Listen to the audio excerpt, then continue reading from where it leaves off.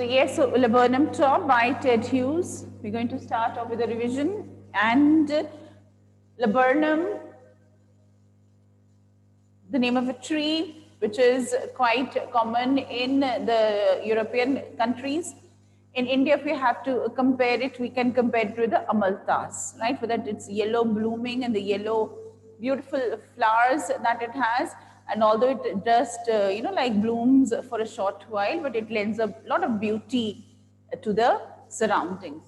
And here this poem, the setting is in the September afternoon, which marks the onset of the autumn season. So there's a lot of color over there. They're talking about yellows and oranges and browns because it is the beginning of the autumn. And there, yes, autumn is very clearly defined. Here our autumn, it all very quickly it merges into the winter, right? So we have, like extremely harsh winter almost setting in altogether, like it has happened this time maybe. And the laburnum top here, it's about the tree, which appears to be very silent, but on the arrival of the bird, which bird comes? The goldfinch. So it is, yes, we can call it a similarity here. We talk about the goldfinch, we talk about the laburnum top, we talk about the September afternoon sunlight. So the predominantly color is yellow here. And coincidentally, when I'm wearing yellow today, isn't it? Not because I was going to do the laburnum top. Okay, yes, here it is a lot of yellow color, which is seen in this poem, right? So the laburnum top is silent, quite still. It's silent, still. That is no activity. That silence is there. It seems as if there's no bird, right, sitting on its branches. Stillness, no movement. And even the wind is not blowing, which would have moved the leaves around. So it's absolutely still there. In the afternoon, yellow September sunlight. A few leaves yellowing, all its seeds fallen. So it is the onset of the autumn season, and after the summers, the autumn comes, the leaves they start shedding from the trees, the leaves they start changing the colors. And yes, so it's not only yellow, we have oranges and browns and the color which is changing, and we see the leaves falling down here. So it is just the beginning. So maybe not so many leaves have been shed, right? But what has happened? The leaves have started yellowing, a few leaves yellowing. The laburnum top has yellow flowers. The leaves have also started yellowing. There is the September sunlight. So there's a lot of yellow around. All its seeds fallen. So the seeds have ripened, or the fruit has ripened. The pods, like you would be aware. So these long pods that they hang from the branches of the tree, they have also ripened, and the seeds have also fallen. So they've also fallen there, right? So it is there entering the onset of the autumn season. Till the goldfinch comes. Now what is it? The tree is silent, it's quiet. There's no activity, there is absolute stillness, and not even it seems as if a leaf is moving. But the goldfinch comes, a small bird, once again predominantly yellow. It has, right? So this goldfinch comes, the little yellow bird, again the yellow color, with a twitching chirrup. What is chirrup? What is chirrup? The sound which the bird makes, a chirruping sound, the twitching chirrup. It's coming there, moving, it's naturally flying at that speed and coming towards the branches of the laburnum top. A suddenness, a startlement at a branch end. Suddenly, all of a sudden, it comes there, and that excitement, a startlement. at a branch end. So all of a sudden, you know, like out of the clear blue sky, this little bird, it comes flying towards the branches of the trees and comes and sits over there. And what happens with its arrival? Okay, so we have here also alliteration, the repetition of the consonant sound, that is the S sound, the S sound has been repeated. So there's alliteration also. A suddenness, a startlement at a branch end. So the bird comes and sits on the end of the branch, and with it what happens? A lot of excitement begins. It seems all of a sudden this movement has happened, and this movement has going to start off another chain of events. Then sleek as a lizard. Who is as sleek as a lizard? The bird is as sleek as a lizard. Which bird? Goldfinch. Sleek as a lizard, very softly, like you see the lizard here moving around in the house, right? We do notice them, how softly and how quietly, and very quickly they just disappear. So the goldfinch has been compared with the lizard. So when that comparison, one thing compared with another, the bird compared with the lizard, or the movement of the bird, the sleekness of that movement, sleek as a lizard. What is it called? What is this poetic device called, all of you? It is simile, right? And of course, we can identify it by the use of as and like. Okay, right? So simile, what has the bird been compared to? You can see here, the bird has been compared to, the movement of the bird has been compared to the lizard, as sleek as a lizard. And alert and abrupt. So all of us, right? So here, these words are movement words. So in this poem, you're going to find a lot of movement words. There are going to be a lot of sound words also, right? Okay, so chirruping is the sound. Movement, what are the movement? Suddenness, startleness, sleek, alert, abrupt. So all of us, yes, so it is there, you know, like unprepared for. We're not prepared for that with the arrival of the goldfinch, so many things are going to happen, okay? Then sleek as a lizard and alert and abrupt. She enters the thickness.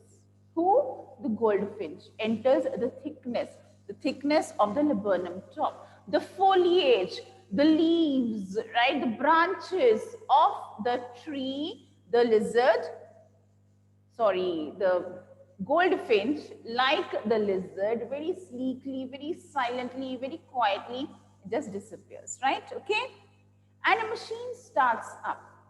Earlier, what was it? Silence. Now what is there? The noise of the chirruping, the noise of that, the shaking of the branches, the shaking of the leaves, and the bird disappearing in the foliage, or the thickness of the laburnum top. It's disappeared.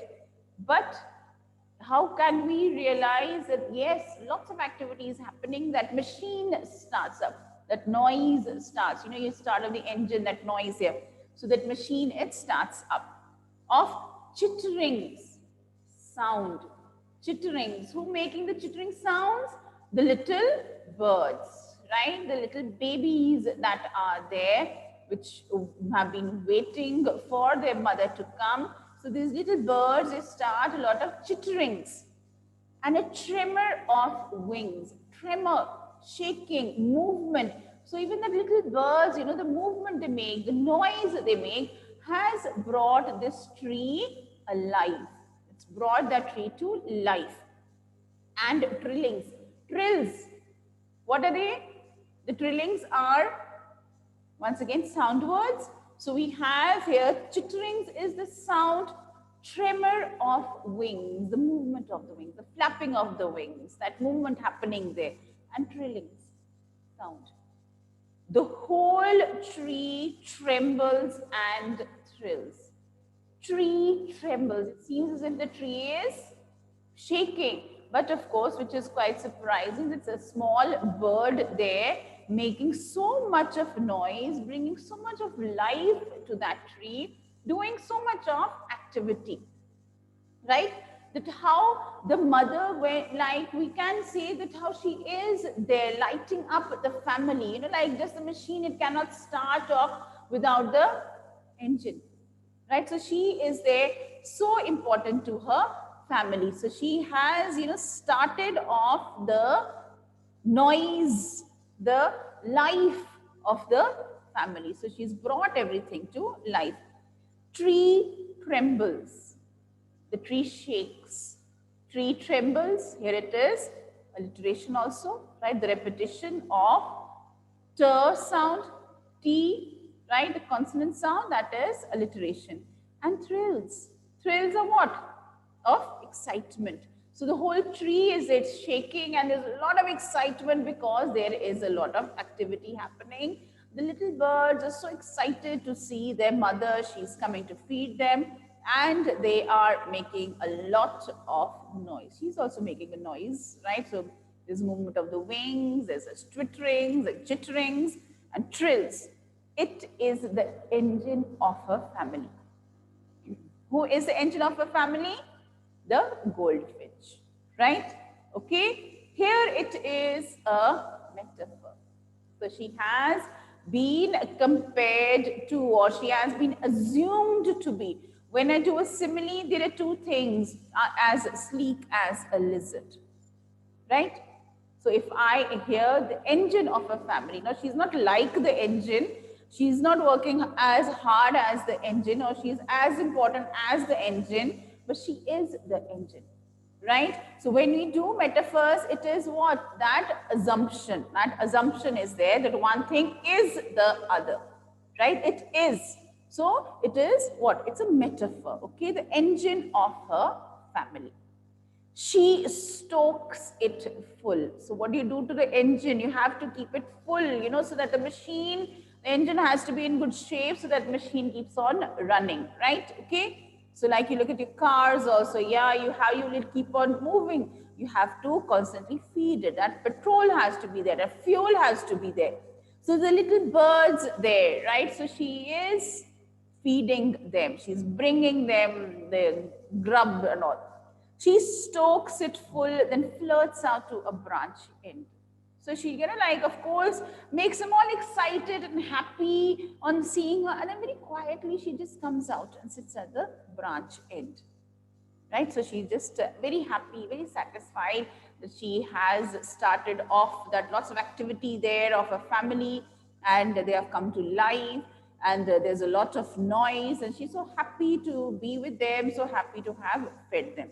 But then after that, she just flirts out to a branch and very quietly she goes and sits watching what is happening.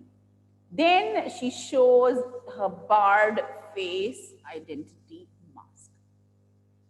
So we know that the goldfinch is a yellow colored bird, right? Now here it is showing her barred face identity mask. So till now we had not seen the bird, we just saw the bird coming from a distance, entering the thickness of the tree.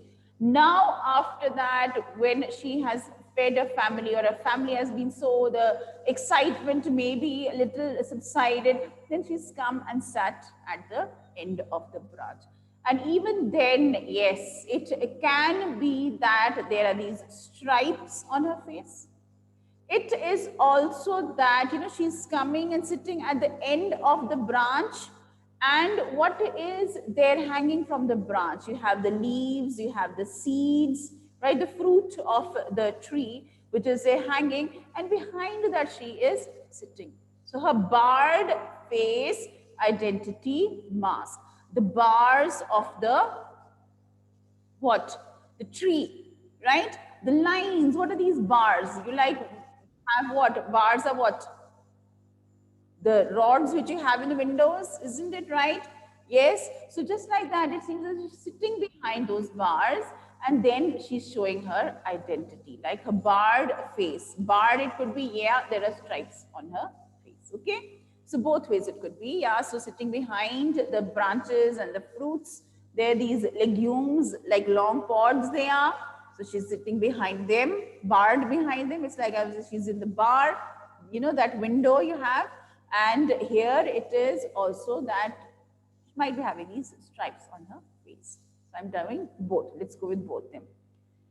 Then with airy, delicate whistle, chirrup, whisperings, she launches away towards the infinite.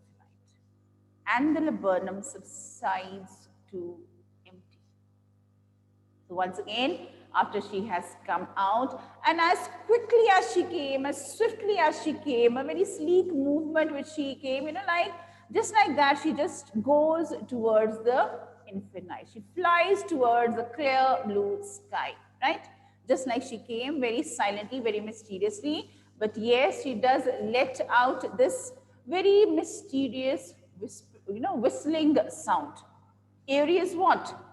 Eerie, like, yeah, so those eerie sounds, those mysterious sounds, it could be those scary sounds, eerie sounds, that eerie, delicate whistle, chirrup, whisperings, she launches away towards the infinite. So she launches towards the infinite. What? The endless sky. She flies towards that.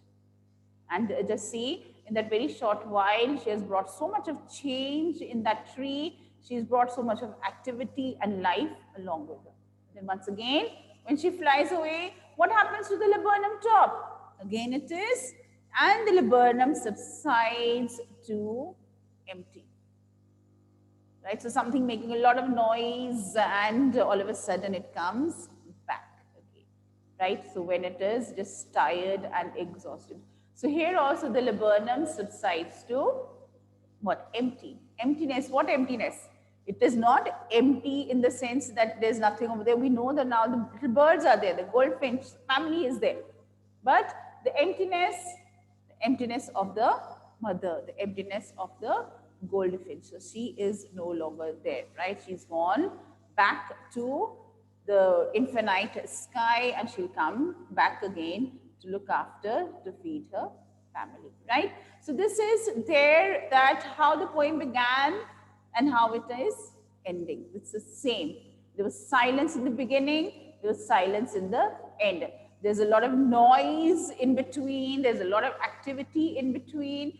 And who is responsible for all that? Yes, who is responsible for all the activity and all the noise? That is the goldfinch, right?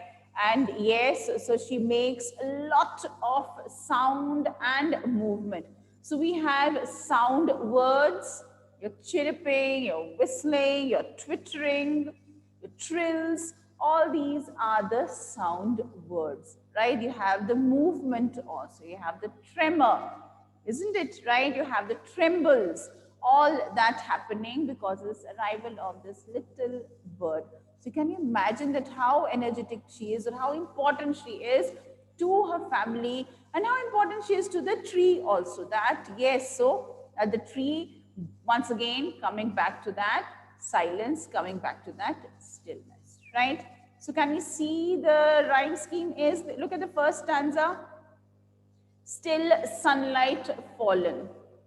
Is there a rhyme scheme over here? Do we find a rhyme scheme? No, we don't find. What about the second stanza? Let's have a look. Chirrup, end, abrupt, up, trillings, thrills, family, end, mask. Is there any definite rhyme scheme over here?